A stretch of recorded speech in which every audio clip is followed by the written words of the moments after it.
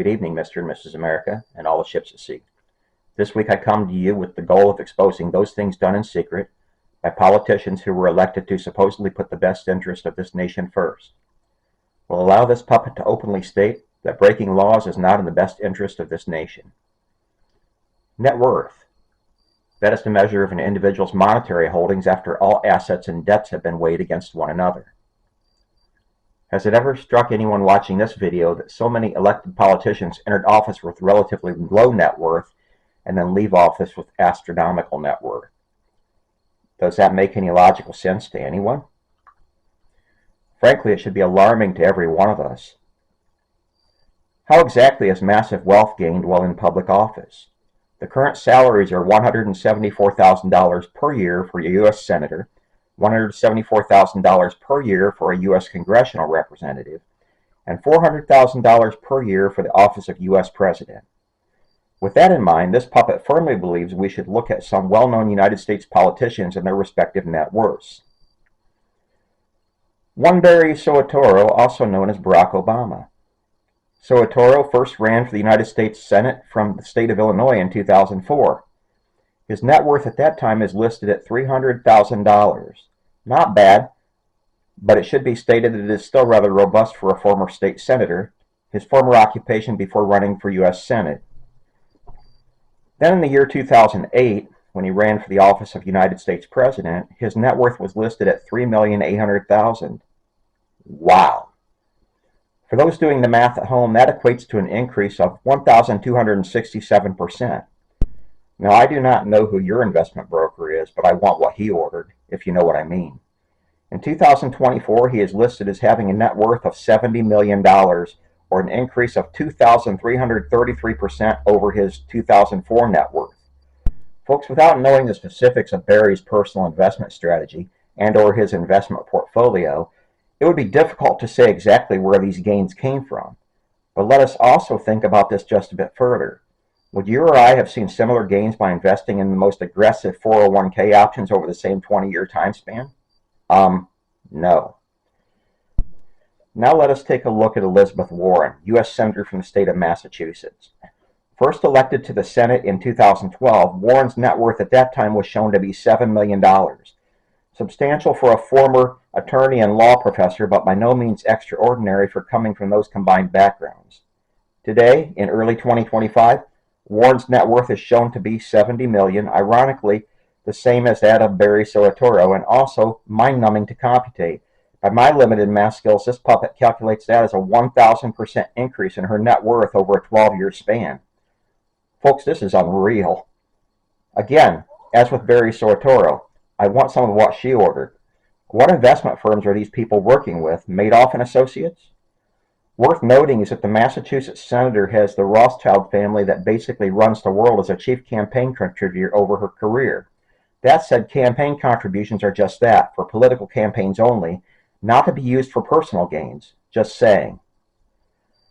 Okay, so now we look at one Nancy Pelosi, a U.S. congressional representative from the state of California and former Speaker of the House of Representatives. Having begun her run in the Congress in 1987, and that is an excellent case for term limits if there ever was one, her disclosed assets were at that time listed to be $3.64 million with liabilities of at least $965,000. However, her exact net worth at that time is not certainly understood due to the reporting methods used. So using my limited puppet mathematical skills, let's just use round numbers and take the $3.64 million in assets at that time, subtract $1 million from it for estimated liabilities at that time, and come up with an estimated net worth for Pelosi in 1987 somewhere near the $2.64 million mark. Fast forward nearly 40 years and Pelosi's net worth in 2024 of $240 million. Wow. Let's do the math on those numbers, and it is safe to say that the longtime congresswoman from California gained 9,000% in wealth. Holy schmoly. What investment firm was she doing business with? Because I would love to know. Kids and relatives, this stuff goes beyond the pale and having potential massive fraud written all over it. In researching for this video, I found it actually comical how many websites that reported her astonishing wealth gain over the years attributed it to, quote, astute investing and, quote, the realty market, quote. Say what? Again, as I stated earlier in discussing Barry Soetoro, if you and I could get even close to those types of gains in our 401k or IRA accounts, would we not go for it yesterday? It also needs to be stated here that anyone with a brain knows fully well the insider trading that Pelosi and her husband Paul did only a few years back and was quickly ignored by every mainstream news outlet. Next, we'll take a look at Ted Cruz, U.S. Senator from the state of Texas. Elected to that office in 2012, it is interesting to note his net worth only 1 year prior in 2011.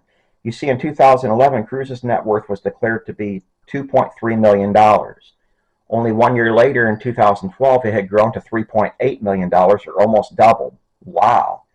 As of 2025, his net worth is reported to be around $4 million, so in the past 12 years, it has not increased substantially, a la some of the others I have already mentioned. Next up, allow us to take a glance at Bill and Hillary Clinton.